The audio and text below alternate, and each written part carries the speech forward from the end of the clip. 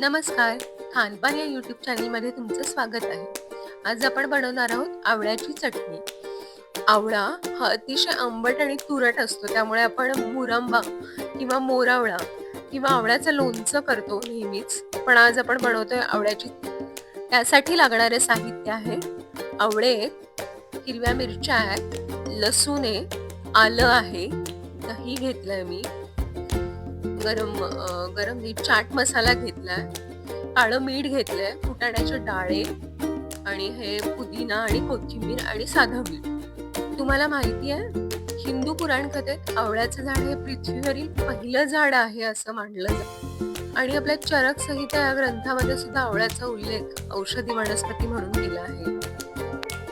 जेव्हा महान सम्राट अशोकाजवळची सगळी संपत्ती संपते तेव्हा त्याला दानाचा कोणताच अधिकार उरत नाही, तेव्हा बौद्ध भिक्षुक त्याच्याकडे आलेले असतात. तेव्हा तो स्वतः जवळचा अर्धा आवळा त्यांना दान करतो. म्हणून ना अर्धा आवळा हे अशोकाच्या त्यागाचं आणि करुणेचं ना प्रतीक मानलं जातं. आपल्या प्राचीन ग्रंथांमध्ये सुद्धा आवळ्याचा संबंध आता हे साहित्य आपण मिक्सरला बारीक करून घेऊयात. ही चटणी साधारणपणे 7 दिवस तरी आरामात फ्रीज मध्ये राहते आणि हिचा वापर आपण सँडविच स्प्रेड साठी केला तरी चालतोच. थालीपीठ किंवा पराठे याच्यासोबत सुद्धा ही चटणी चांगली लागते. तरी आपली आवळ्याची चटणी तयार आहे.